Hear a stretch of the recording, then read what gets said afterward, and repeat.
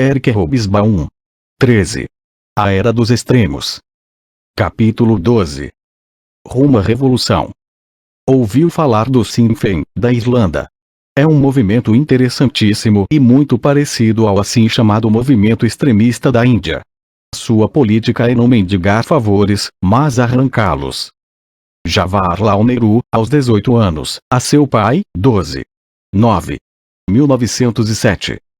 Na Rússia, tanto o soberano como o povo são de raça eslava, mas, simplesmente porque o povo não suporta o veneno da autocracia, estão dispostos a sacrificar milhões de vidas para comprar a liberdade, mas, quando olho para meu país, não consigo controlar meus sentimentos. Não apenas tem a mesma autocracia que a Rússia, como temos sido pisoteados por bárbaros estrangeiros há 200 anos. O Revolucionário Chinês, 1903, 1904. Operários e camponeses da Rússia, vocês não estão sozinhos. Se conseguirem derrubar, esmagar e destruir os tiranos da Rússia feudal, policiada pelos senhores czarista, sua vitória servirá como sinal para uma luta mundial contra a tirania do capital. V. Lenin, 1905. 1. Os últimos anos do capitalismo do século XIX têm sido até hoje considerados um período de estabilidade social e política, de regimes que não apenas sobreviviam como também prosperavam. E, na verdade, se nos concentrássemos só nos países de capitalismo desenvolvido, tal ideia seria razoavelmente plausível. Economicamente, as sombras dos anos da Grande Depressão se dissipavam, dando lugar ao sol radioso da expansão e da prosperidade da década de 1900. Sistemas políticos que não sabiam muito bem como lidar com as agitações sociais da década de 1880, com a súbita emergência dos partidos de massas das classes trabalhadoras voltados para a revolução ou com as mobilizações de massa de cidadãos contra o Estado em outras bases, aparentemente descobriram maneiras flexíveis de conter e integrar alguns e isolar outros. Os 15 anos entre 1899 e 1914 foram a bela época não só por terem sido prósperos, e a vida era incrivelmente atraente para os que tinham dinheiro e dourada para os ricos, mas também porque os dirigentes da maioria dos países ocidentais, embora preocupados talvez com o futuro, não estavam com medo do presente. Suas sociedades e regimes pareciam, de maneira geral, administráveis. Entretanto, no mundo havia áreas consideráveis onde claramente este não era o caso. Nessas regiões, os anos entre 1880 e 1914 foram um período de revoluções continuamente possíveis, iminentes ou mesmo reais. Embora alguns desses países fossem mergulhar na Guerra Mundial, nesse caso 1914 foi a ruptura aparentemente súbita que separa a tranquilidade, a estabilidade e a ordem de uma era de dilaceramento. Em alguns deles, o Império Otomano, por exemplo, a própria Guerra Mundial foi só mais um episódio de uma série de conflitos militares que já haviam começado alguns anos antes. Em outros, talvez a Rússia e com certeza o Império Habsburgo, a própria Guerra Mundial foi, em boa medida, produto da insolubilidade dos problemas políticos internos. Para outro grupo de países ainda, China, Irã, México, o papel da Guerra de 14 não foi de forma alguma significativo.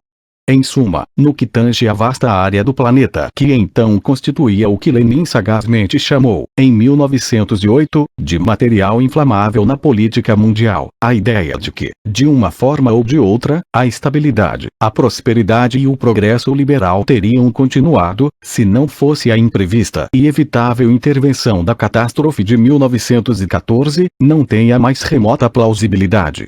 Ao contrário, após 1917, ficou claro que até os países prósperos e estáveis da sociedade burguesa ocidental teriam, de um modo ou de outro, sido atingidos pelos levantes revolucionários globais que começaram na periferia do sistema mundial, único e interdependente, que essa sociedade criara. O século burguês desestabilizou sua periferia de dois modos principais: solapando as antigas estruturas de suas economias e sociedades e tornando inviáveis seus regimes e instituições políticas estabelecidas. Os efeitos do primeiro foram mais profundos e explosivos. Foi o responsável pela diferença entre o impacto histórico das revoluções russa e chinesa, persa e turca. Mas o segundo era mais prontamente visível, pois, com exceção do México, a zona atingida pelo terremoto político global de 1914 foi sobretudo o grande cinturão geográfico de antigos impérios, alguns deles datando das brumas da antiguidade, que se estendiam da China, a leste, ao Habsburgo e talvez Marrocos, a oeste. Pelos padrões dos impérios e nações-estado ocidentais, essas estruturas políticas arcaicas eram frágeis, obsoletas e, como diriam muitos partidários contemporâneos do darwinismo social, fadadas a desaparecer. Foi seu colapso e desintegração que propiciou as condições para as revoluções de 1910, 1914 e, na Europa, o cenário imediato tanto para a Guerra Mundial que se aproximava como para a Revolução Russa. Os impérios que caíram naqueles anos estavam entre as mais antigas forças políticas da história. A China, embora às vezes dilacerada e ocasionalmente conquistada, fora um grande império e o centro da civilização pelo menos durante 2 milênios. Os grandes concursos para o serviço civil imperial, que selecionava a elite intelectual que a dirigia, fora realizado anualmente, com interrupções esporádicas, por mais de 2000 anos. Quando foram abandonados, em 1905, o fim do império só podia estar próximo. Estava de fato a 6 anos de distância. A Pérsia fora um grande império e centro de cultura por um período similar, embora sua sorte tenha conhecido flutuações mais dramáticas. Sobreviveu a seus maiores antagonistas, os impérios romano e bizantino, ressurgiu após ter sido conquistada por Alexandre, o Grande, pelo Islã, pelos mongóis e pelos turcos. O Império Otomano, embora muitíssimo mais jovem, foi o último daquela sucessão de conquistadores nômades que saíram da Ásia Central, desde a época de Átila, o Huno, para derrubar e tomar posse de reinos orientais e ocidentais. Ávaros, mongóis, várias mesclas de turcos. Com sua capital em Constantinopla, antiga Bizâncio, a cidade dos Césares, Tsarigrado, ele era herdeiro em linha direta do Império Romano, cuja metade ocidental ruíra no século V d.C., mas cuja metade oriental sobreviverá, até ser conquistada pelos turcos, por mais 1000 anos. Embora o Império Otomano tenha retrocedido a partir do final do século XVII, continuava sendo um respeitável território tricontinental. Ademais, o sultão, seu mandatário absoluto, era considerado pela maioria dos muçulmanos do mundo como seu califa, o chefe de sua religião, e, assim sendo, sucessor do profeta Maomé e seus discípulos triunfantes do século VII.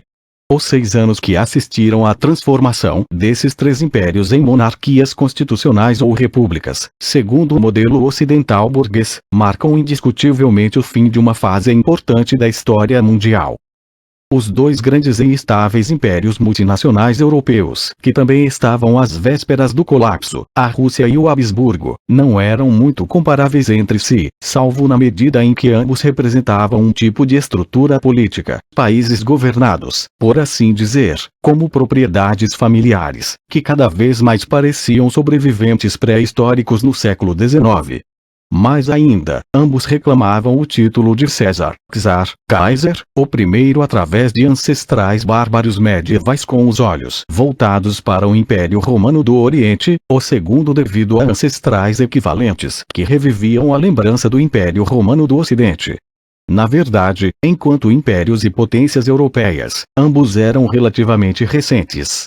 Ademais, em contraste com os impérios antigos, ficavam na Europa, na fronteira entre as zonas de economias desenvolvida e atrasada, e portanto, desde o início, parcialmente integrados ao mundo economicamente avançado. E, enquanto grandes nações, totalmente integrados ao sistema político da Europa, um continente cuja definição mesma sempre foi política. Daí, a propósito, as enormes repercussões da Revolução Russa e, de maneira diferente, da ruína do Império Habsburgo no panorama europeu e político global, comparadas às repercussões relativamente modestas ou puramente regionais das revoluções, digamos, chinesa, mexicana ou iraniana. O problema dos impérios obsoletos da Europa era que eles estavam simultaneamente em 2 campos: avançado e atrasado, forte e fraco, lobo e cordeiro. Os impérios antigos estavam apenas no das vítimas. Pareciam destinados à ruína, conquista ou dependência, salvo se pudessem aprender com os imperialistas ocidentais o que os tornava tão poderosos. No final do século XIX isto era perfeitamente claro, e a maioria dos estados maiores e dos dirigentes do antigo mundo dos impérios tentou, em graus diversos, assimilar o que eles consideravam como as lições do Ocidente. Mas apenas o Japão foi bem-sucedido nessa tarefa difícil, e em 1900 tornou-se um lobo entre os lobos. 2. Sem a pressão da expansão imperialista, não é provável que tivesse ocorrido uma revolução no antigo Império Persa, bastante decrépito, no século XIX, como tampouco no mais ocidental dos reinos islâmicos, o Marrocos, onde o governo do sultão, o Mazen, tentou, com pouquíssimo sucesso, ampliar a área sob sua administração e estabelecer uma espécie de controle efetivo sobre o mundo anárquico e terrível das tribos guerreiras berberes.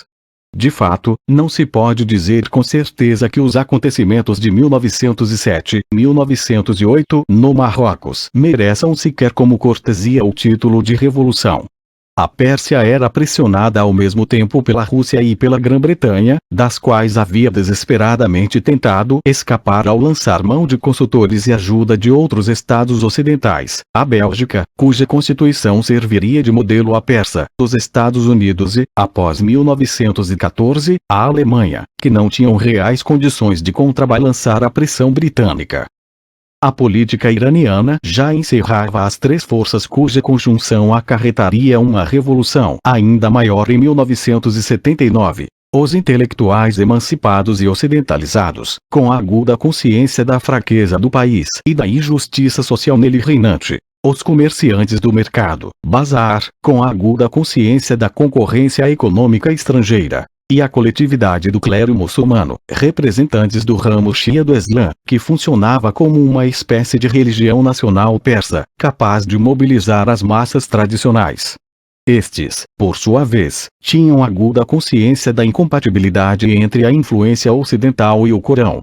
A aliança entre radicais, bazaris e o clero já dera uma demonstração de força em 1890, 1892, quando a concessão imperial do monopólio do tabaco a um homem de negócios britânico teve que ser cancelada em decorrência de tumultos, sublevações e um notavelmente bem-sucedido boicote nacional da venda e uso do tabaco, do qual até as esposas do chá participaram. A Guerra Russo-Japonesa de 1904, 1905 e a Primeira Revolução Russa eliminaram temporariamente um dos atormentadores da Pérsia e deram aos revolucionários persas tanto um incentivo como um programa, pois a potência quis derrotar a um imperador europeu não era apenas asiática, mas também uma monarquia constitucional. Uma constituição podia, assim, ser encarada, pelos radicais emancipados, não só como a reivindicação óbvia de uma revolução ocidental, mas igualmente, por setores mais amplos da opinião pública, como uma espécie de segredo da força. De fato, uma viagem maciça de ayatolás à cidade santa de Qom e de mercadores do bazar à legação britânica, que incidentalmente paralisou os negócios de Teherã, garantiu a eleição de uma Assembleia Legislativa e uma Constituição em 1906. Na prática, o acordo de 1907 entre a Grã-Bretanha e a Rússia, dividindo a Pérsia entre ambos, deixava poucas opções à política persa. Na realidade, o primeiro período revolucionário terminou em 1911, embora a Pérsia tenha permanecido, nominalmente, sob a autoridade de algo como a Constituição de 1906, 1907 até a Revolução de 1979. Por outro lado, o fato de nenhum outro poder imperialista ter reais condições de desafiar a Grã-Bretanha e a Rússia provavelmente salvou a existência da Pérsia como Estado e a de sua monarquia, que detinha pouco poder próprio. Uma brigada de cossacos, cujo comandante se autoproclamou, no fim da Primeira Guerra Mundial, o fundador da última dinastia imperial, os Pahlavi, 1921-1979. Desse ponto de vista, o Marrocos teve menos sorte.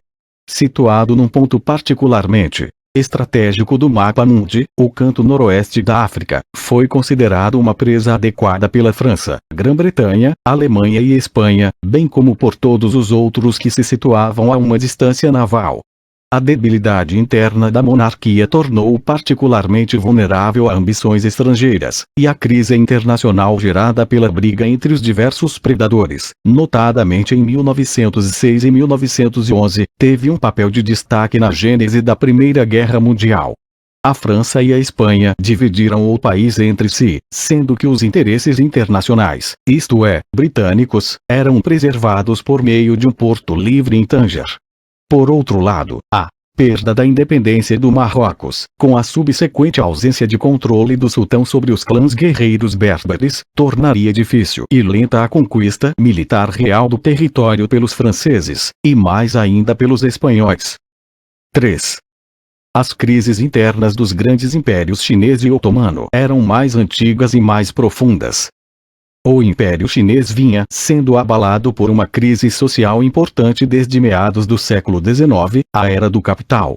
Só conseguira superar a ameaça revolucionária do Taiping às custas de praticamente liquidar o poder administrativo central do império e de deixá-lo à mercê dos estrangeiros, que haviam estabelecido enclaves extraterritoriais e praticamente assumido o controle da fonte principal das finanças imperiais, a administração alfandegária chinesa.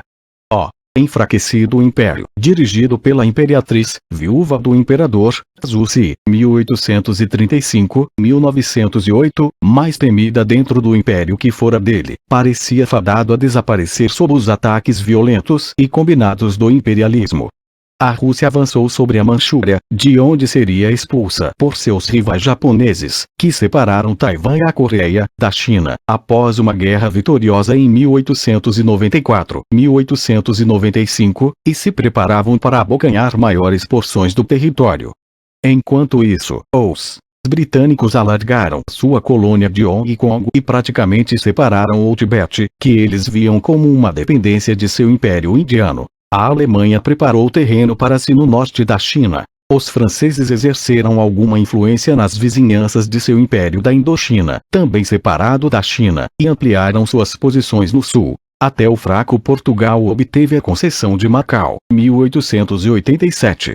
Se, por um lado, os lobos estavam dispostos a formar um bloco contra a presa, como fizeram quando Grã-Bretanha, França, Rússia, Itália, Alemanha, Estados Unidos e Japão se uniram para ocupar e saquear Pequim em 1900, sob o pretexto de debelar a assim chamada Guerra dos Boxers, por outro lado não conseguiam chegar a um acordo quanto à divisão da imensa carcaça. Ainda mais pelo fato de uma das potências imperiais mais recentes, os Estados Unidos, agora cada vez mais proeminente no Pacífico Ocidental, que há muito era área de interesse dos Estados Unidos, insistir na abertura das portas da China, isto é, que tinha tanto o direito de saqueá-la quanto os primeiros imperialistas. Como no Marrocos, essa rivalidade no Pacífico pelo corpo em decomposição do Império Chinês contribuiu para a gênese da Primeira Guerra Mundial. Seus efeitos mais imediatos foram tanto a preservação da independência nominal da China como a aniquilação final da mais antiga entidade política viva do mundo. Existiam na China três forças principais de resistência. A primeira, a instituição imperial da corte e dos servidores civis confucianos graduados, reconheceu com toda clareza que só a modernização segundo o modelo ocidental, ou talvez mais exatamente, o japonês, inspirado no ocidental, poderia preservar a China. Mas isso teria significado a destruição precisamente do sistema moral e político que eles representavam. As reformas de cunho conservador estariam fadadas ao fracasso, mesmo se não tivessem sido dificultadas pelas intrigas e divisões palacianas, enfraquecidas pela ignorância técnica e periodicamente arrasadas, com intervalos de poucos anos, por repetidos assaltos da agressão estrangeira. A segunda, a antiga e poderosa tradição de rebelião popular e de sociedades secretas impregnadas de ideologias de oposição, não perdera nada de seu vigor. Na verdade, apesar da derrota de Taiping, tudo contribuía para reforçá-la, pois entre 9 e 13 milhões de pessoas morreram de fome no norte da China no final da década de 1870, e os diques do Rio Amarelo se romperam, significando a ruína de um império cujo dever era protegê-los. A assim chamada Guerra dos Boxers de 1900 foi, na verdade, um movimento de massas, cuja vanguarda era a organização lutadores com os punhos pela justiça e a unidade, oriunda da grande e antiga sociedade secreta budista conhecida como Lotus Branco. Contudo, por motivos óbvios, a xenofobia e o antimodernismo militantes constituíam o ponto crítico dessas rebeliões. Elas visavam os estrangeiros, a cristandade e as máquinas, o que, embora proporcionasse uma parte da força necessária à Revolução Chinesa, não podia lhe oferecer nem programa nem perspectiva. A base para tais transformações só existia, embora estreita e instável, no sul da China, onde os negócios e o comércio sempre haviam sido importantes e onde o imperialismo estrangeiro assentou as bases para algum desenvolvimento burguês autóctone. Os grupos dirigentes locais já estavam se afastando tranquilamente da dinastia Manchu, e foi só aqui que as antigas sociedades secretas de oposição se interessaram e se aliaram a algo como um programa moderno e concreto para a renovação chinesa.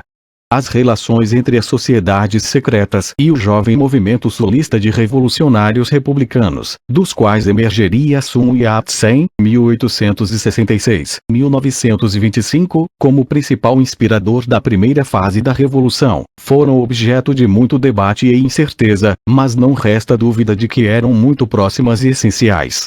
Os republicanos chineses no Japão, base de sua agitação, até criaram um local especial das tríades em Yokohama para seu próprio uso.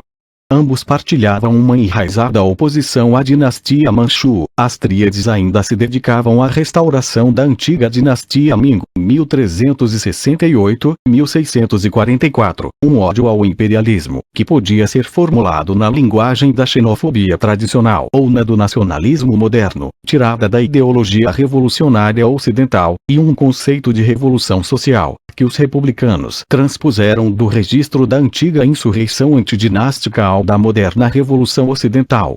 Os famosos três princípios, nacionalismo, republicanismo e socialismo, ou, mais exatamente, reforma agrária, de Sun Yat-sen podem ter sido formulados em termos derivados do Ocidente, notadamente de John Stuart Mill, mas na verdade até os chineses, que não dispunham dessa base ocidental, como um médico praticante formado nas missões e muito viajado, podiam considerá-los extensões lógicas de conhecidas reflexões anti-manchus. E os poucos intelectuais urbanos republicanos viam as sociedades secretas como essenciais para atingir as massas urbana e, especialmente, rural. Essas sociedades, provavelmente também ajudaram a organizar o apoio das comunidades de imigrantes chineses que o movimento de Sun Yat-sen foi o primeiro a mobilizar politicamente para objetivos nacionais. No entanto, as sociedades secretas, como os comunistas mais tarde descobririam, dificilmente poderiam ser a melhor base para a construção de uma nova China, e os intelectuais radicais ocidentalizados ou semi-ocidentalizados do litoral sul ainda não eram suficientemente numerosos, influentes, nem organizados para tomar o poder. Tampouco os modelos liberais ocidentais em que se inspiravam lhes davam uma receita para governar o império. O império caiu em 1911 devido a uma revolta, no sul e no centro, onde se combinavam elementos de rebelião militar, da insurreição republicana, da retirada da lealdade por parte dos fidalgos, e da revolta popular e das sociedades secretas. Na prática, contudo, ele foi substituído à época não por um novo regime, mas por um amontoado de estruturas de poder regional instáveis e que se sucediam com muita rapidez, principalmente sob controle militar, senhores da guerra. Nenhum novo regime nacional estável surgiria na China por quase 40 anos, até o triunfo do Partido Comunista em 1949. 4.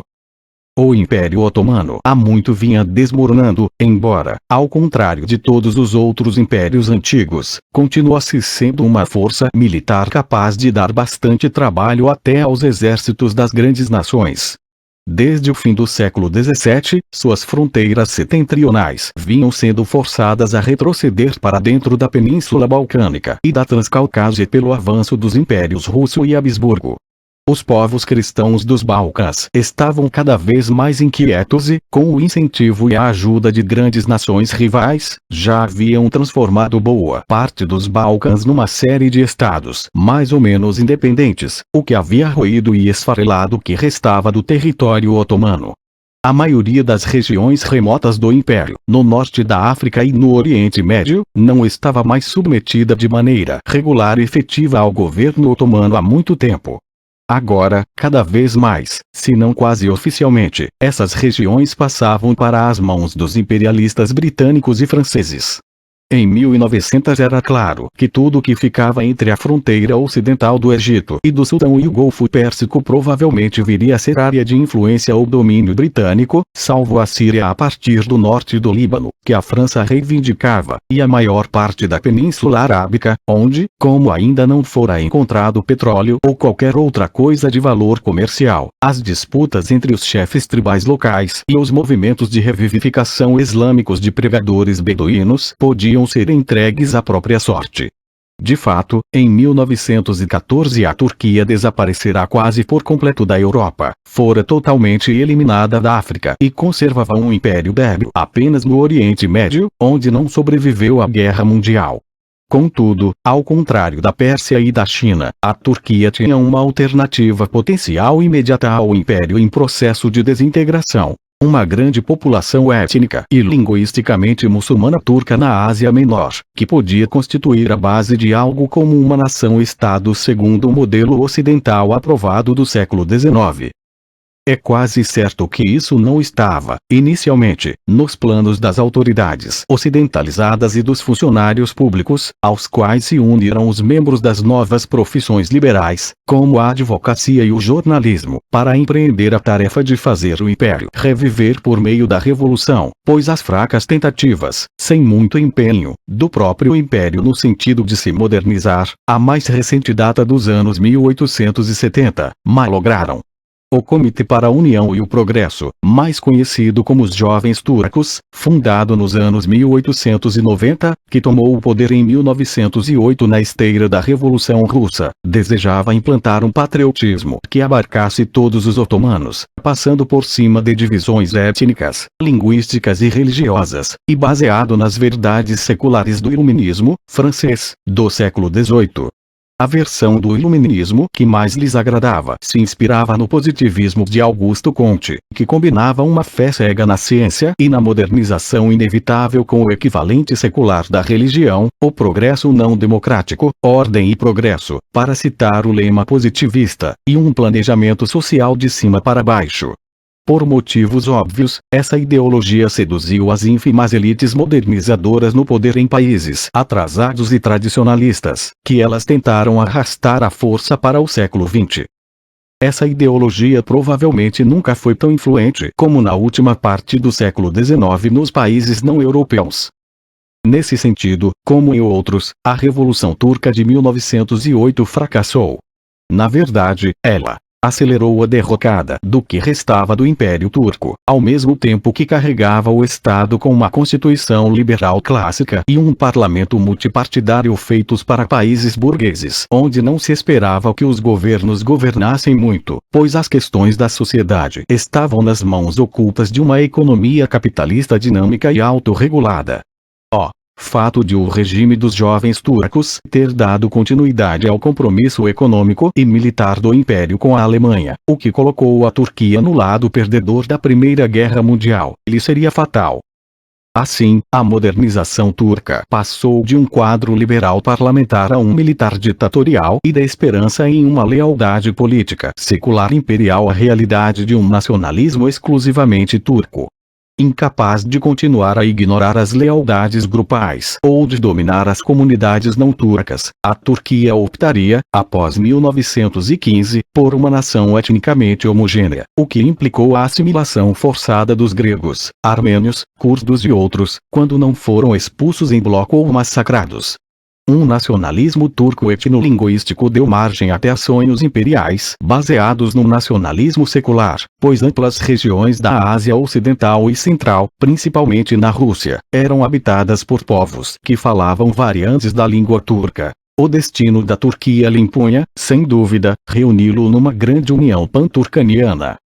Assim, entre os jovens turcos a balança pendeu não do lado dos modernizadores partidários da ocidentalização e da transnacionalização, mas para o dos modernizadores, também ocidentalizados, porém defensores de uma enfatização da etnia ou mesmo da raça, como o poeta e ideólogo nacional Ziya Gökalp, 1876-1924.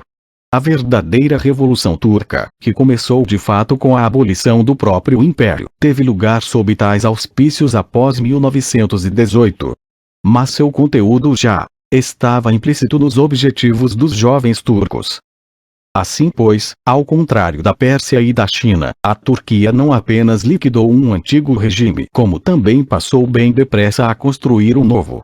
A Revolução Turca inaugurou, talvez, o primeiro dos regimes modernizadores contemporâneos do Terceiro Mundo, intensamente comprometido com o progresso e as luzes contra a tradição, com o desenvolvimento e como uma espécie de populismo não perturbado pelo debate liberal.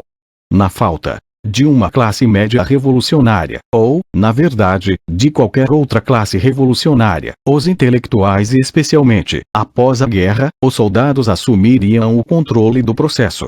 Seu líder, Kemal Atatürk, um general duro e bem-sucedido, implementaria implacavelmente o programa modernizador dos jovens turcos. Foi proclamada uma república, o islamismo deixou de ser uma religião oficial, o alfabeto romano substituiu o árabe, o véu das mulheres foi abolido e estas mandadas para a escola, e os homens turcos, quando necessário, por meio de força militar, foram obrigados a usar chapéu coco ou de qualquer outro modelo ocidental, em vez dos turbantes. A fraqueza da Revolução Turca, observável em sua economia, residia em sua incapacidade de se impor à grande massa da população rural turca ou mudar a estrutura da sociedade agrária.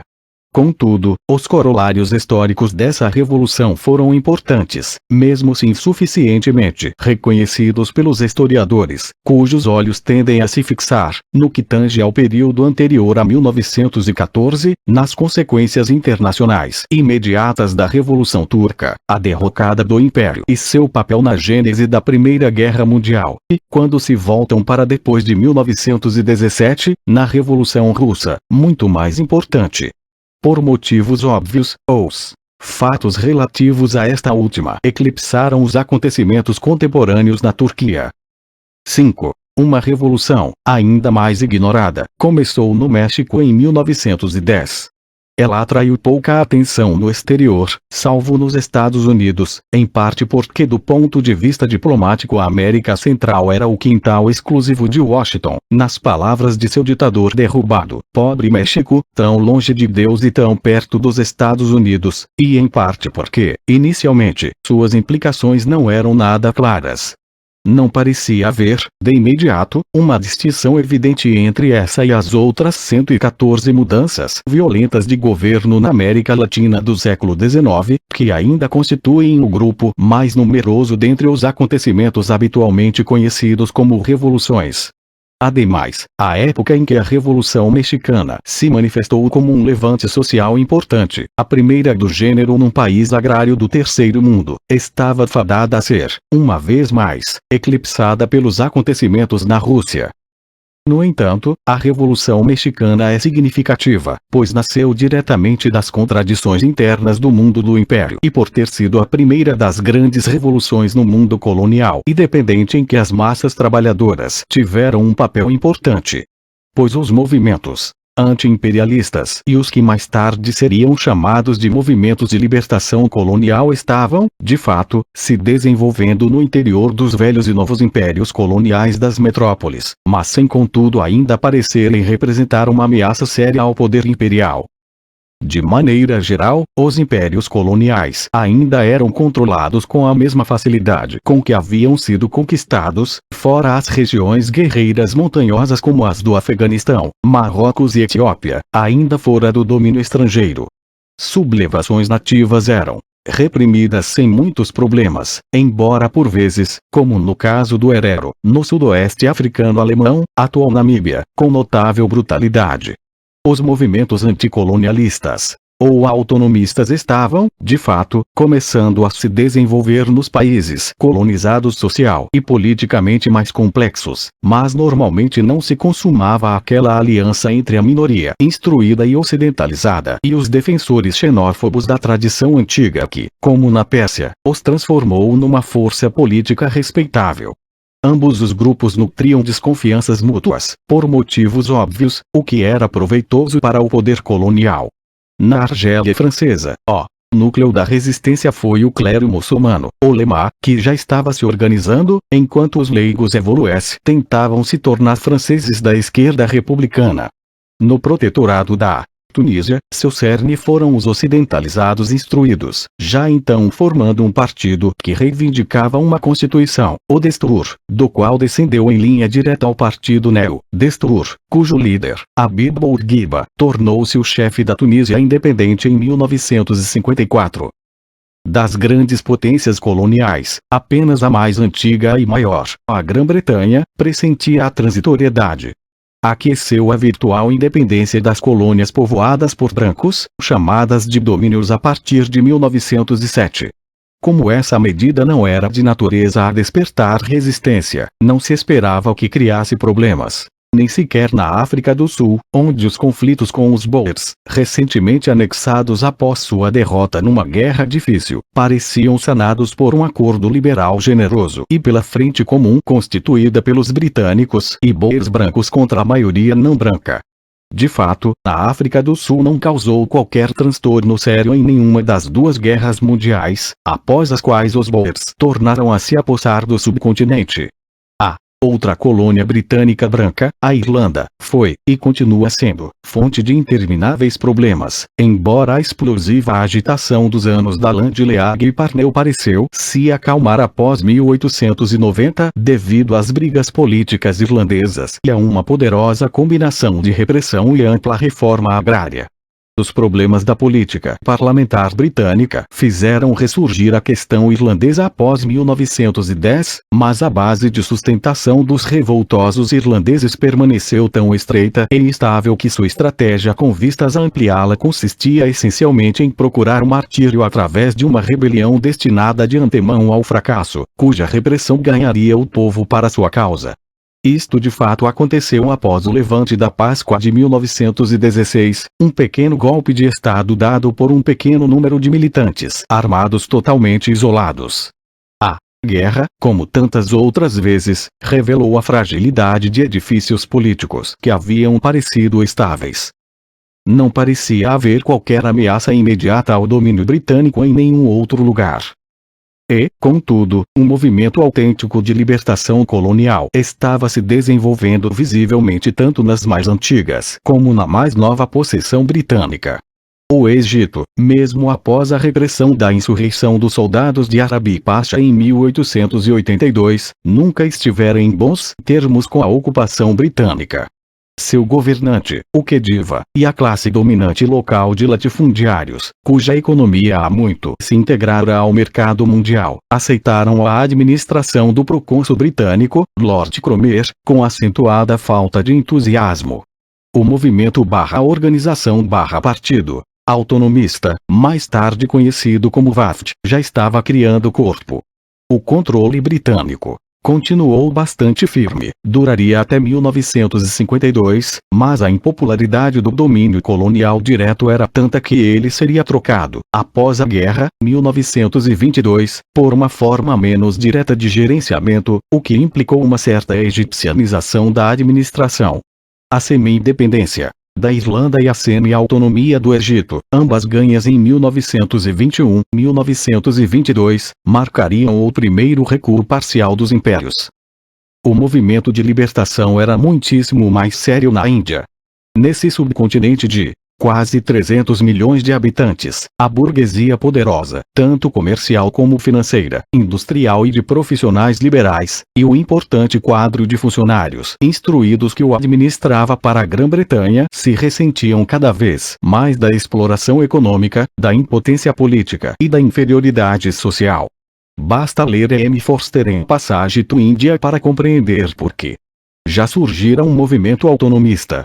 Sua principal organização, o Congresso Nacional Indiano, fundado em 1885, que se tornaria o Partido de Libertação Nacional, refletia inicialmente tanto o descontentamento dessa classe média como a tentativa de administradores britânicos inteligentes, como Alan Octavian Hume, o verdadeiro fundador da organização, de serenar a agitação, acatando os protestos sérios. Contudo, no começo do século XX, o Congresso começará a escapar da tutela britânica, em parte graças à influência da aparentemente apolítica ideologia da teosofia. Como admiradores do misticismo indiano, adeptos ocidentais dessa filosofia eram capazes de partilhar dos sentimentos nacionais indianos e, alguns deles, como a ex-secularista e ex-militante socialista Annie Besant, não tinham qualquer dificuldade em converter-se em paladinos do nacionalismo indiano. Os indianos cultos sobretudo os ceilandeses acharam, é claro, o reconhecimento ocidental de seus próprios valores culturais agradável. O Congresso, contudo, embora com força crescente, e, a propósito, estritamente secular e de mentalidade ocidental, continuou sendo uma organização de elite. Entretanto, uma agitação que empreendeu a mobilização das massas não instruídas por meio da religião tradicional já estava em cena no oeste da Índia. Bal Gangadhar Tilak, 1856-1920. Defendeu as vacas sagradas do hinduísmo contra a ameaça estrangeira com algum sucesso popular. Ademais, no início do século XX havia outros dois viveiros ainda mais portentosos de agitação popular na Índia. Os imigrantes indianos da África do Sul começavam a se organizar coletivamente contra o racismo da região e o principal porta-voz de seu bem-sucedido movimento de resistência passiva ou não violenta de massa era, como vimos, o jovem advogado Gujarati que, ao retornar à Índia em 1915, se tornaria a maior força mobilizadora das massas indianas pela causa da independência nacional, Gandhi.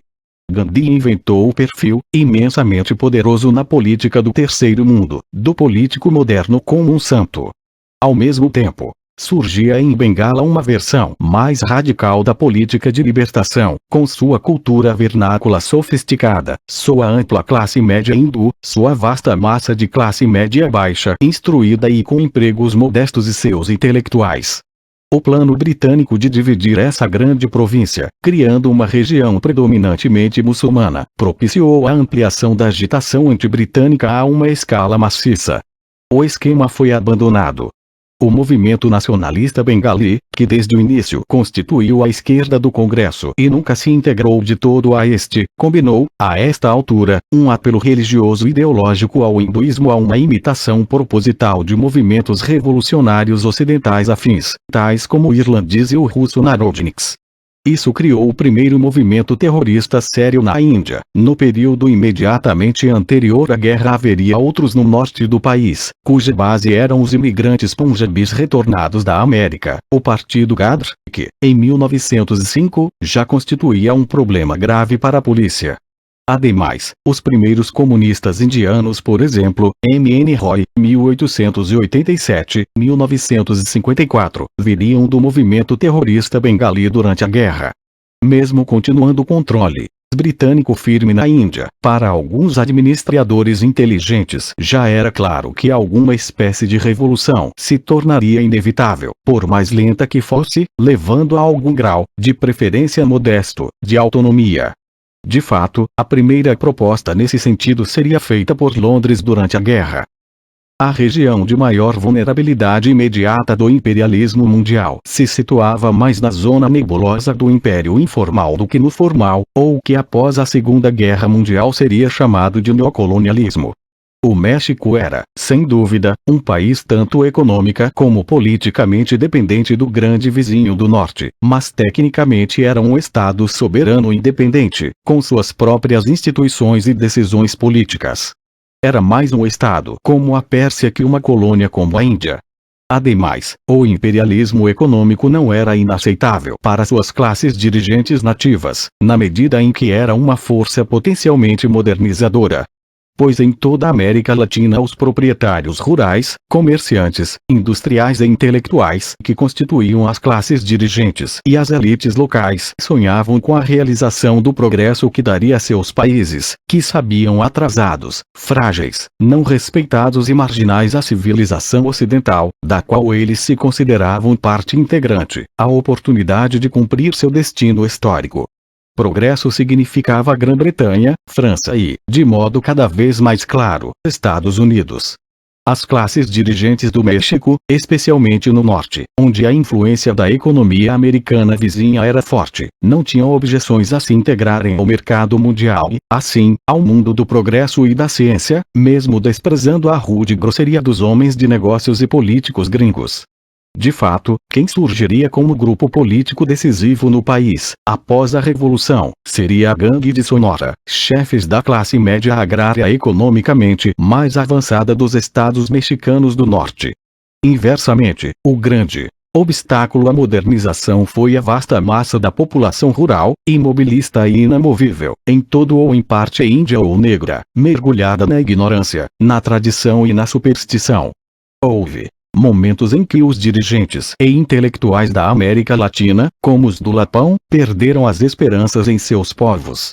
Sob a influência do racismo generalizado do mundo burguês, ver a Era do Capital, capítulo 14, 2, eles sonharam como uma transformação biológica de suas populações que as tornassem receptivas ao progresso. Pela imigração maciça de pessoas de origem europeia no Brasil e no Cone Sul da América do Sul, pelo cruzamento maciço com brancos no Japão. Os dirigentes mexicanos não eram particularmente entusiastas da imigração maciça de brancos, pois a probabilidade de estes serem norte-americanos era alta demais, e sua luta de independência contra a Espanha já buscara legitimação invocando um passado pré-colombiano, independente e amplamente fictício, identificado aos aztecas. Assim sendo, a modernização do México deixou os sonhos biológicos para outros e se concentrou diretamente no lucro, na ciência e no progresso mediados pelo investimento estrangeiro e pela filosofia de Augusto Comte. O grupo dos assim chamados científicos se dedicou sinceramente a esses objetivos. Seu líder, inconteste e chefe político do país desde 1870, isto é, durante todo o período a partir do grande avanço da economia imperialista mundial, era o presidente Porfírio Dias, 1830-1915. E, de fato, o desenvolvimento econômico do México durante sua presidência fora impressionante, para não falar da riqueza que alguns mexicanos acumularam por meio dele, especialmente os que estavam em condições de jogar, em benefício próprio, grupos rivais de empresários europeus, como um magnata britânico do petróleo e da construção, Weizmann Persson, uns contra os outros e contra os mais permanentemente dominantes norte-americanos. Na época, como agora, a estabilidade dos regimes entre o Rio Grande e o Panamá era ameaçada pela perda da boa vontade de Washington, que era imperialista militante e opinava que o México hoje não passa de um anexo da economia americana. As tentativas de Dias de manter a independência de seu país jogando o capital europeu contra o americano tornou-o extremamente impopular ao norte de suas fronteiras. O país era grande demais para lançar mão da intervenção militar, que os Estados Unidos praticavam com entusiasmo à época em países menores da América Central. Mas em 1910 Washington não estava propenso a desencorajar seus simpatizantes, como a Standard Oil, irritada com a influência britânica no país que já era um dos maiores produtores de petróleo do mundo, que podiam desejar colaborar com a derrubada de Dias. Não há dúvida de que os revolucionários mexicanos se beneficiaram grandemente de uma fronteira norte amistosa. E Dias ficava ainda mais vulnerável porque, depois de conquistar o poder como líder militar, ele propiciara uma atrofia do exército, pois supunha, o que é compreensível, que os golpes militares eram mais perigosos que as insurreições populares. Para azar dele, viu-se confrontado com uma revolução popular armada e importante que seu exército, ao contrário da maioria das forças armadas latino-americanas, foi incapaz de esmagar. Tal confronto se deveu justamente ao notável desenvolvimento da economia, terreno em que sua presidência fora tão bem sucedida. O regime apoiou os proprietários rurais, hacendados, com mentalidade empresarial, ainda mais depois da rápida expansão geral e do desenvolvimento substancial de as ferrovias terem transformado faixas de terra antes inacessíveis em produtoras potenciais de tesouros. As comunidades livres dos povoados, localizadas sobretudo no centro e no sul do país, que haviam sido preservadas pela lei real espanhola e provavelmente fortalecidas nas primeiras gerações após a independência, foram sistematicamente expulsas de suas terras em uma geração. Elas seriam o cerne da Revolução Agrária, cujo líder e porta-voz foi Emiliano Zapata, 1879-1919. Duas das áreas onde a inquietação rural foi mais intensa e prontamente mobilizada, os estados de Morelos e Guerreiro, estavam a uma distância da capital fácil de ser vencida a cavalo e, portanto, em condições de influenciar os assuntos nacionais. A segunda área conturbada ficava no norte, rapidamente transformada de região limite indígena, especialmente após a derrota dos Apaches, em 1885, numa fronteira economicamente dinâmica, vivendo numa espécie de dependência simbiótica com as áreas vizinhas dos Estados Unidos. Ali, estavam contidos inúmeros descontentamentos potenciais, como o das comunidades de espioneiros que lutaram contra os índios e que agora estavam privados de suas terras, o dos índios Yaqui, ressentidos com a derrota, o da nova e crescente classe média e o do número considerável de homens livres e seguros de si, frequentemente possuidores de seus cavalos e armas, que podiam ser encontrados nas áreas de fazendas e minas abandonadas. Pancho Villa, bandido, ladrão de gado e por fim general revolucionário, era um exemplo típico destes últimos. Havia, também grupos de proprietários rurais poderosos e prósperos como os Madero, talvez a família mais rica do México, que disputavam o controle de seus próprios estados com o governo central ou seus aliados, os hacendados locais. Muitos desses grupos potencialmente dissidentes na verdade se beneficiaram com os investimentos estrangeiros maciços e o crescimento econômico da época de Porfírio Dias. O que os transformou em dissidentes, ou melhor, o que transformou uma luta política corriqueira em torno da reeleição ou possível afastamento do presidente Dias em uma revolução foi, provavelmente, a crescente integração da economia mexicana à economia mundial, ou antes, a americana. Mas a recessão americana de 1907-1908 teve efeitos desastrosos no México, diretos, na ruína do próprio mercado mexicano e na pressão financeira sobre a indústria do país, indiretos, na enxurrada de trabalhadores mexicanos que voltavam ao país sem um tostão, depois de perderem seus empregos nos Estados Unidos. As crises moderna e antiga coincidiam. Recessão cíclica e quebra de safra, com os preços dos alimentos disparando para níveis fora do alcance dos pobres. Foi nessas circunstâncias que uma campanha eleitoral virou terremoto. Dias, tendo autorizado erroneamente a oposição a fazer campanha pública, venceu com facilidade as eleições contra seu principal adversário, Francisco Madero, mas o levante de rotina do candidato derrotado se transformou, para surpresa geral, num levante social e político nas terras fronteiriças do norte e no centro camponês rebelde que não pôde mais ser controlado. Dias caiu. Madero assumiu, mas em breve seria assassinado. Os Estados Unidos procuraram sem sucesso, entre os generais e políticos rivais, alguém que fosse ao mesmo tempo suficientemente dócil ou corrupto e capaz de implantar um regime estável. Zapata fez uma redistribuição de terras aos seus seguidores camponeses no sul, Villa expropriou fazendas no norte quando lhe foi conveniente para pagar seu exército revolucionário e afirmou que, como homem de origem pobre, estava cuidando dos céus. Em 1914, ninguém tinha a mais pálida ideia do que aconteceria no México, mas não podia haver qualquer tipo de dúvida de que o país estava convulsionado por uma revolução social. O perfil do México pós-revolução só ficaria claro no final da década de 1930. 6. Alguns historiadores pensam que a Rússia, a economia que mais rapidamente se desenvolvia no fim do século XIX, teria continuado a avançar e a evoluir rumo a uma sociedade liberal próspera se seu progresso não tivesse sido interrompido por uma revolução que só podia ter sido evitada pela Primeira Guerra Mundial. Nenhuma previsão teria surpreendido mais os contemporâneos do que essa. Se havia um estado onde se acreditava que a revolução fosse não só desejável como inevitável, era o Império dos Czares.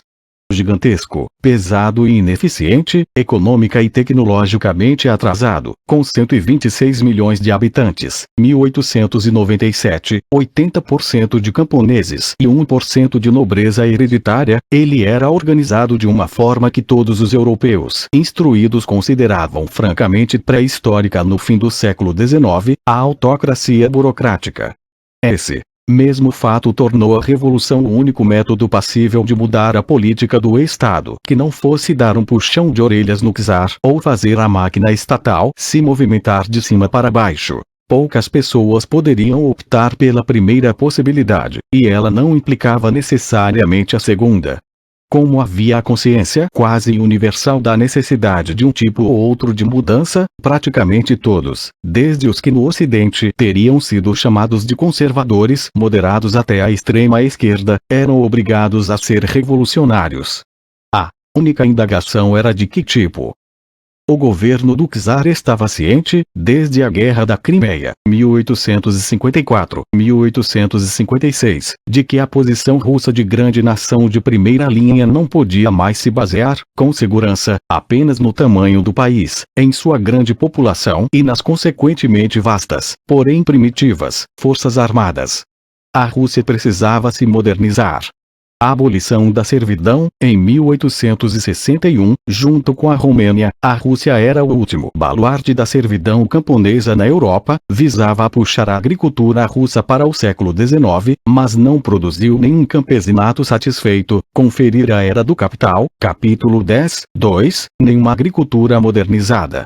O rendimento da produção de cereais na Rússia europeia era, 1898-1902, de pouco menos de 63 hectolitros por hectare, contra cerca de 100 nos Estados Unidos e 246 na Grã-Bretanha. Mesmo assim, a expansão da fronteira agrícola para a produção cerealista de exportação transformou a Rússia num dos maiores fornecedores mundiais de grãos. A safra líquida do conjunto dos cereais aumentou 160% entre o início da década de 1860 e o da de 1900, e as exportações quintuplicaram ou sextuplicaram, aumentando em contrapartida a dependência dos camponeses russos em relação aos preços do mercado mundial, que, para o trigo, caíram a quase a metade durante a Depressão Agrícola Mundial. Como os camponeses não eram nem vistos nem ouvidos coletivamente fora de seus povoados, o descontentamento de quase 100 milhões de camponeses podia facilmente passar despercebido, embora o flagelo da fome de 1891 tenha chamado a atenção para o problema.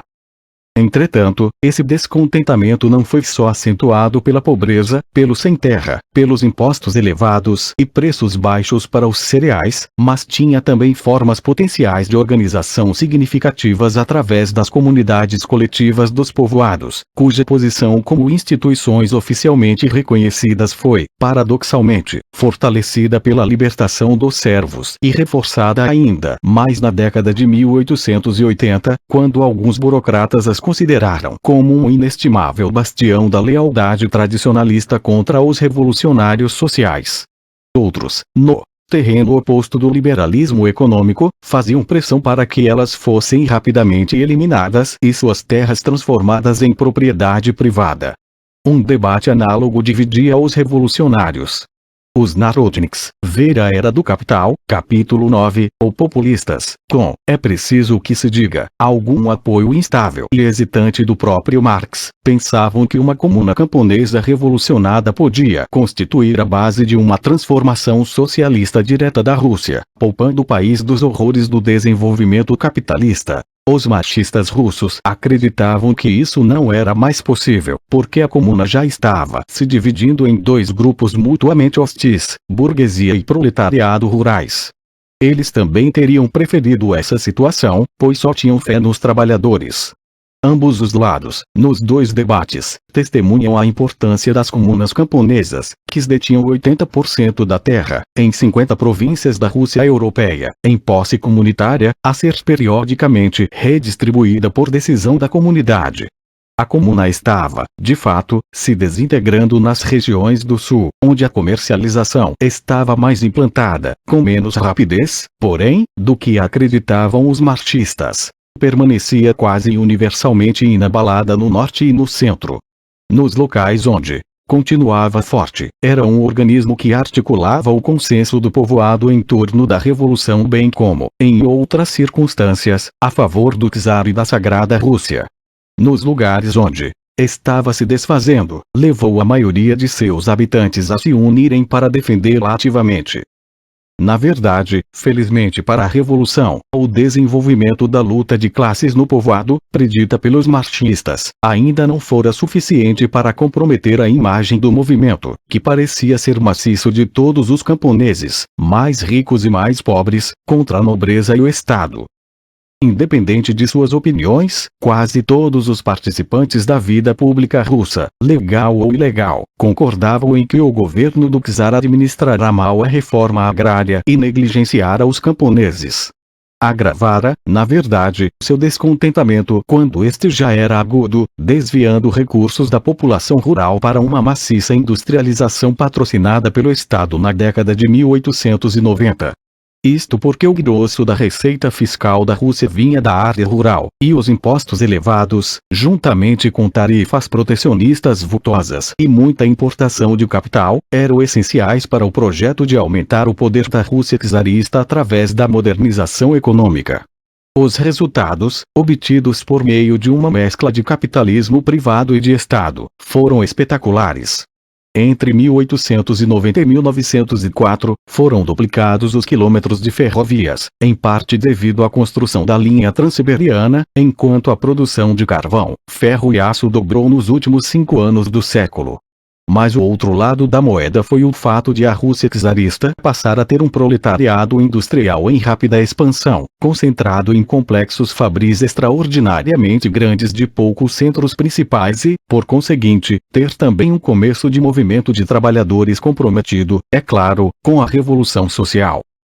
Uma terceira consequência da industrialização rápida foi o desenvolvimento desproporcional de regiões não pertencentes à Grande Rússia, situadas nas extremidades oeste e sul do Império, como a Polônia, a Ucrânia e o Azerbaijão. Petróleo. As tensões nacionais sociais se intensificaram, sobretudo com a tentativa do governo czarista de aumentar seu controle político por meio de uma política sistemática de russificação através da educação a partir dos anos 1880. Como vimos, a combinação dos descontentamentos sociais aos nacionais é indicada pelo fato de as variantes dos novos movimentos sociais democráticos, marxistas, da maioria dos povos minoritários e politicamente mobilizados do Império czarista terem se tornado de fato partidos nacionais. O fato de um georgiano, Stalin, vir a ser dirigente de uma Rússia revolucionada constitui menos um acidente histórico que o de um corso, Napoleão, ter se tornado dirigente de uma França revolucionada. Todos os liberais europeus, a partir de 1830, tinham conhecimento e eram favoráveis a um movimento de libertação nacional polonês, baseado na burguesia, contra o governo czarista, que ocupava a maior parte daquele país dividido, embora o nacionalismo revolucionário não fosse muito visível ali desde a insurreição derrotada de 1863. A partir de cerca de 1870, eles também se acostumaram e apoiaram a nova ideia de uma revolução iminente no próprio coração do império, governado pelo autócrata de todas as Rússias, tanto devido ao fato de o próprio czarismo dar sinais de fraqueza interna e externa, como ao surgimento de um movimento revolucionário muito visível, no início composto quase inteiramente por integrantes da assim chamada inteligentsia. Filhos e, em grau elevado e sem precedentes, filhas da nobreza e da burguesia, os estamentos médios e outros instruídos, inclusive, pela primeira vez, uma proporção substancial de judeus. A primeira geração desses revolucionários era majoritariamente narodnik, populista. Conferir a Era do Capital, capítulo 9, voltada para o campesinato, que não tomou conhecimento deles. Foram muito mais bem-sucedidos agindo em pequenos grupos terroristas, especialmente quando, em 1881, conseguiram assassinar o czar, Alexandre II. Embora o terrorismo não tenha podido enfraquecer significativamente o czarismo, deu destaque internacional ao movimento revolucionário russo e ajudou a cristalizar um consenso praticamente universal, com exceção da extrema-direita, em torno da necessidade e da inevitabilidade de uma revolução russa. Os narodniks foram destruídos e dispersos após 1881, mas renasceram sob a forma de um partido revolucionário social no início da década de 1900. Desta vez, porém, os povoados estavam preparados para escutá-los. Eles se tornariam o principal partido rural de esquerda, embora também tenham ressuscitado a ala terrorista, onde, à época, estava infiltrada a polícia secreta. Como todos que esperavam algum tipo de revolução russa, eles haviam sido estudantes aplicados de teorias ocidentais apropriadas e, portanto, graças à Primeira Internacional, do mais vigoroso e proeminente teórico da Revolução Social, Karl Marx. Na Rússia, dada a inviabilidade social e política das soluções liberais ocidentais, até as pessoas que em outros lugares teriam sido liberais eram marxistas antes de 1900, pois o marxismo ao menos predizia uma fase de desenvolvimento capitalista no caminho que levava à sua derrubada pelo proletariado. Não é surpreendente o fato de os movimentos revolucionários que cresceram sobre as ruínas do populismo dos anos 1870 serem marxistas, embora só tivessem se organizado num partido social-democrata russo, ou, antes, num complexo de organizações social-democratas rivais, que ocasionalmente agiam em conjunto, sob o manto geral da Internacional, no final da década de 1890. A esta altura, a ideia de um partido baseado no proletariado industrial tinha algum fundamento real, mesmo se o mais forte apoio de massa ia para a social-democracia, à época ainda provavelmente composta por artesãos e trabalhadores autônomos empobrecidos e proletarizados do norte da região onde eram confinados os judeus, baluarte da Liga Judaica, 1897. Nós costumamos acompanhar o avanço do grupo específico de revolucionários marxistas que finalmente prevaleceu, ou seja, aquele liderado por Lenin, v. Ulyanov, 1870-1924, cujo irmão fora executado devido à sua participação no assassinato do czar. Por mais relevante que possa ser, e a genialidade de Lenin na combinação de teoria e prática revolucionárias não é a menor das causas dessa importância, é preciso lembrar de três coisas. Os bolcheviques eram apenas uma entre várias tendências dentro ou próximo da social-democracia russa, por sua vez diferente de outros partidos socialistas de base nacional do Império. De fato, eles só se transformaram em partido autônomo em 1912, quando quase certamente se tornaram a força majoritária da classe trabalhadora organizada. Em terceiro lugar, para os socialistas estrangeiros, como provavelmente para a massa dos trabalhadores russos, as distinções entre diferentes tipos de socialistas ou eram incompreensíveis ou pareciam secundárias, todos sendo igualmente merecedores de apoio e solidariedade como inimigos do czarismo. A principal diferença entre os bolcheviques e os outros era que os camaradas de Lenin eram mais bem organizados, mais eficientes e mais confiáveis. O fato de a inquietação social e política ser crescente e perigosa ficou óbvio para o governo do czar, embora a inquietação camponesa viesse a continuar por algumas décadas após a emancipação. O czarismo não desencorajou, até às vezes encorajou, o antissemitismo de massa, que desfrutava de enorme apoio popular, como a vaga de pogroms de 1881 revelou, embora esse apoio fosse menor na Grande Rússia que na Ucrânia e nas regiões bálticas, onde estava concentrado o grosso da população judaica. Os judeus, cada vez mais maltratados e discriminados, eram cada vez mais atraídos pelos movimentos revolucionários. Por outro lado, Regime, consciente do perigo potencial que o socialismo representava, jogou com a legislação trabalhista, e inclusive organizou com presteza contra sindicatos sob o controle da polícia no início da década de 1900, que efetivamente se transformaram em sindicatos de fato. Foi um massacre de uma manifestação organizada por eles que, na verdade, precipitou a Revolução de 1905. Entretanto, a partir de 1900, o rápido aumento da inquietação social ficou cada vez mais evidente.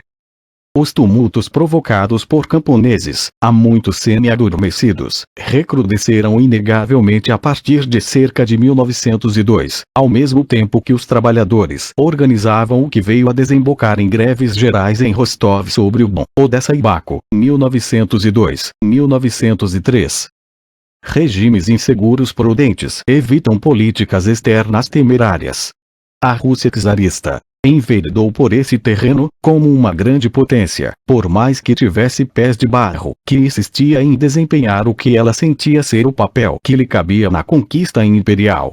O território escolhido foi o Extremo Oriente, a ferrovia Transiberiana fora, em boa medida, construída para penetrar nesse território.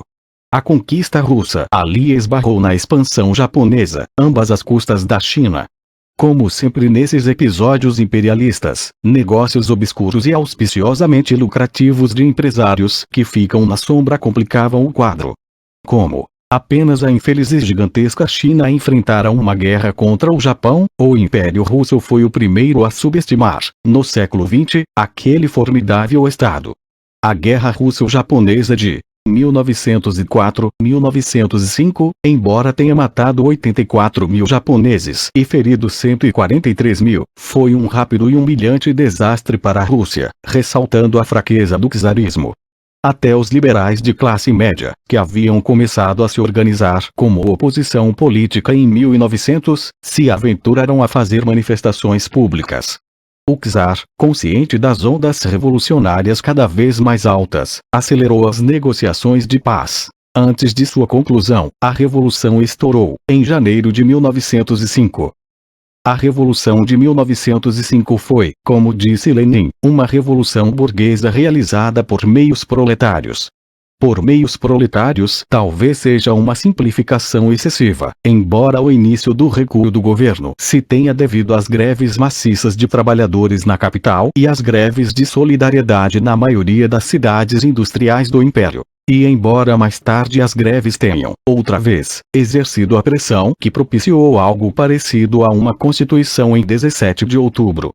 Ademais, foram os trabalhadores que, sem dúvida a partir da experiência dos povoados, se organizaram espontaneamente nos conselhos em russo, soviets, dentre os quais o Soviete de Delegados de Trabalhadores de São Petersburgo, instalado em 13 de outubro, funcionou não apenas como uma espécie de parlamento de trabalhadores, mas provavelmente, por um curto período, como a autoridade mais efetiva e real da capital do país. Os partidos socialistas reconheceram bem depressa a relevância dessas assembleias, e alguns tiveram participação destacada nelas, como o jovem L.B. Trotsky, 1879-1940, em São Petersburgo. Isso porque, por mais crucial que fosse a intervenção dos trabalhadores, concentrados na capital e em outros centros politicamente candentes, foi a irrupção das revoltas camponesas em escala maciça na região da Terra Negra, no Vale do Volga e em partes da Ucrânia, bem como o desmoronamento das forças armadas, dramatizado pelo motim do encouraçado Potemkin, que quebrou a resistência czarista, como em 1917. A mobilização simultânea da resistência revolucionária das nacionalidades menores foi igualmente significativa. O caráter burguês da revolução podia ser, e foi, dado por certo. Não apenas a esmagadora maioria da classe média era favorável à revolução e a esmagadora maioria dos estudantes, ao contrário de outubro de 1917, estavam mobilizados para lutar por ela, como também tanto os liberais como os marxistas admitiam, quase sem discordância, que a revolução, se fosse bem sucedida, só poderia levar à implantação de um sistema parlamentarista ocidental burguês, com suas liberdades civis e políticas características, dentro do qual os estágios posteriores posteriores da luta de classes marxiana seriam travados. Em suma, havia consenso de que a construção do socialismo não estava na pauta revolucionária imediata, quanto mais não fosse porque a Rússia era muito atrasada. Não estava nem econômica nem socialmente pronta para o socialismo. Todos concordavam nesse ponto, salvo os social-revolucionários, que ainda sonhavam com um projeto cada vez menos plausível de ver as comunas camponesas transformadas em unidades socialistas, projeto paradoxalmente realizado apenas nos kibutzim da Palestina, produtos do que há no mundo de menos parecido a um mujik, os judeus urbanos socialistas nacionalistas que emigraram da Rússia para a Terra Santa após o fracasso da Revolução de 1905. No entanto, Lenin viu, com a mesma clareza que as autoridades czaristas, que a burguesia, liberal ou outra, na Rússia era numérica e politicamente fraca demais para assumir o governo após o czarismo, da mesma maneira como a empresa capitalista privada russa era fraca demais para modernizar o país sem as iniciativas das empresas estrangeiras e do Estado. Mesmo no auge da Revolução, as concessões políticas feitas pelas autoridades foram modestas, muito mais restritas que as de uma constituição liberal burguesa, pouco mais que um parlamento indiretamente eleito, Duma, com poderes limitados no que tange às finanças e nulos em relação ao governo e às leis fundamentais. Em 1907, quando a agitação revolucionária amainara e a manipulação do direito de voto ainda não produzirá uma Duma suficientemente inofensiva, a maior parte da Constituição foi revogada. Não foi, na verdade, o retorno à autocracia, mas, na prática, o czarismo tornara a se implantar. Mas, como 1905 já provara, ele podia ser derrubado. O que a posição de Lenin tinha de novo em relação à de seus principais rivais, os mencheviques, era o fato de ele reconhecer que, dada a fraqueza ou a ausência da burguesia, a revolução burguesa deveria, por assim dizer, ser feita sem a burguesia.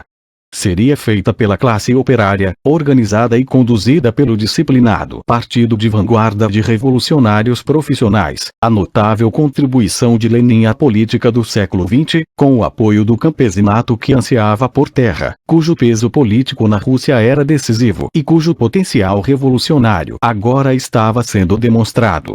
Essa foi, em suas grandes linhas, a posição leninista até 1917.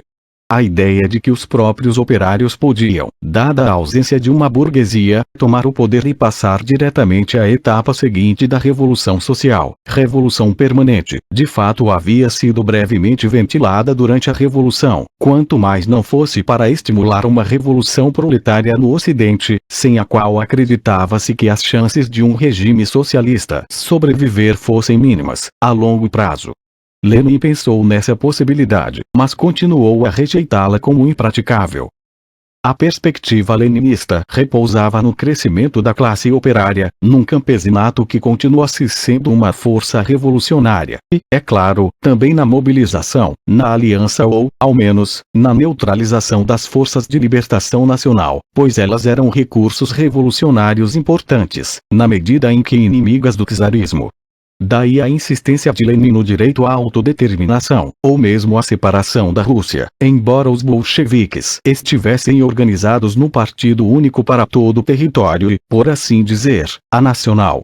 O proletariado de fato estava crescendo, pois a Rússia empreenderá outra ofensiva industrializadora nos últimos anos antes de 1914. E era mais provável que os jovens migrantes vindos do campo, numa grande torrente fluindo em direção às fábricas de Moscou e São Petersburgo, seguissem mais os radicais bolcheviques do que os moderados mencheviques, sem contar os miseráveis acampamentos provinciais de fumaça, carvão, ferro, têxteis e lama, ou Donets, os Urais, Ivanovo, que sempre se inclinaram para o bolchevismo. Após poucos anos de desânimo na esteira da derrota da Revolução de 1905, uma enorme e nova vaga de inquietação proletária tornou a se erguer em 1912, com seu ascenso dramatizado pelo massacre de 200 operários grevistas nas longínquas minerações de ouro, de propriedade britânica, siberianas no rio Lena. Mas continuariam os camponeses revolucionários. A reação do governo do czar a 1905, através do competente e decidido ministro Stolypin, criara uma massa substancial de camponeses conservadores, incrementando ao mesmo tempo a produtividade agrícola por meio de um mergulho entusiástico no equivalente russo do cerceamento de terras britânico. A comuna camponesa foi sistematicamente dividida em lotes privados em benefício de uma classe de camponeses prósperos com mentalidade empresarial, os kulaks.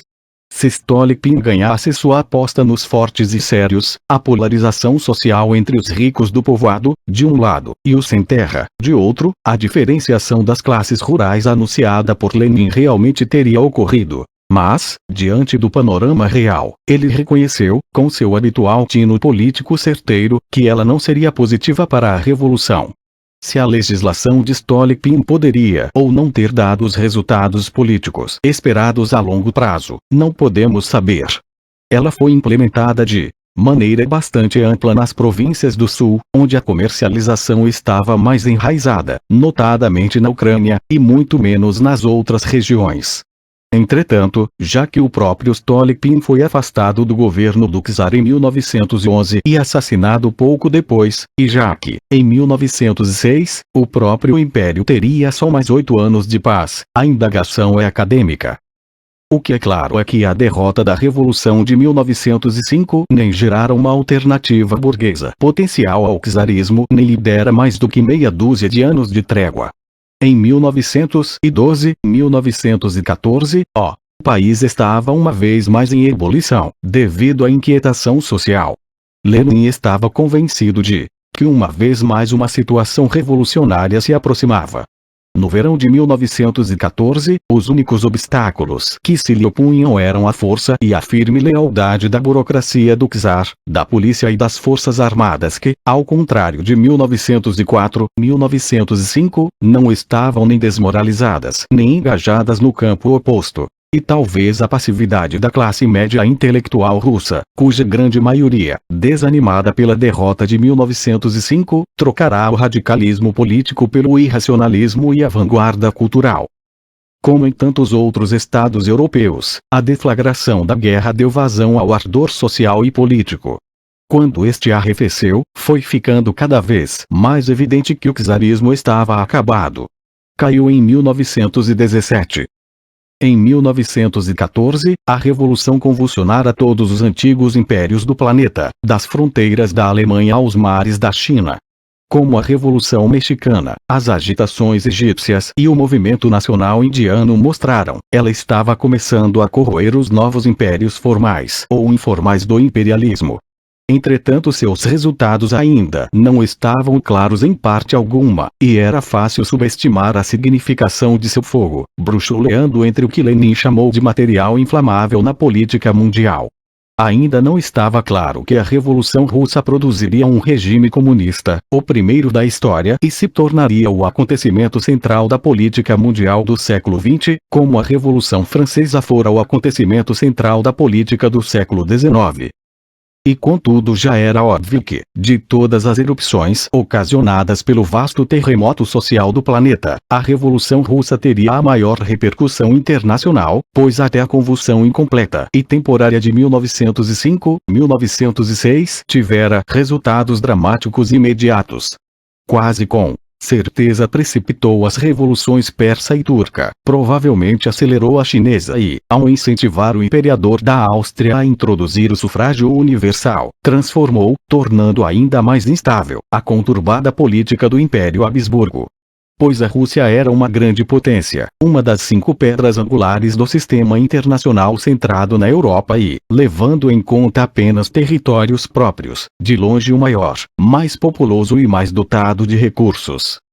Uma revolução social no Estado assim estava fadada a ter efeitos mundiais poderosos, exatamente pelo mesmo motivo que haviam tornado a Revolução Francesa muitíssimo mais significativa internacionalmente que as numerosas revoluções do fim do século XVIII. Mas as repercussões potenciais de uma Revolução Russa seriam ainda mais amplas que as de 1789. A simples extensão física e a plurinacionalidade de um império que ia do Pacífico à fronteira alemã significava que sua queda afetava um número muito maior de países, em 2 continentes, que a de um estado mais marginal ou isolado na Europa ou na Ásia. E o fato crucial de a Rússia estar com um pé no mundo dos conquistadores e outro no das vítimas, no avançado e no atrasado, fez com que sua revolução tivesse repercussões potenciais consideráveis em ambos. A Rússia era tanto um país industrial importante como uma economia camponesa tecnologicamente medieval, uma nação imperial e uma semicolonia, uma sociedade cujas realizações intelectuais e culturais eram capazes de superar os mais avançados similares do mundo ocidental e um país cujos soldados camponeses ficaram pasmos com a modernidade dos japoneses que os capturaram em 1904, 1905. Em suma, a Revolução Russa podia ser relevante ao mesmo tempo para os organizadores ocidentais dos trabalhadores e para os revolucionários orientais, na Alemanha e na China. A Rússia czarista exemplifica todas as contradições do planeta na era do Império. O único elemento que faltava para fazê-las explodir em erupções simultâneas era a Guerra Mundial, que a Europa cada vez mais esperava e que foi incapaz de evitar.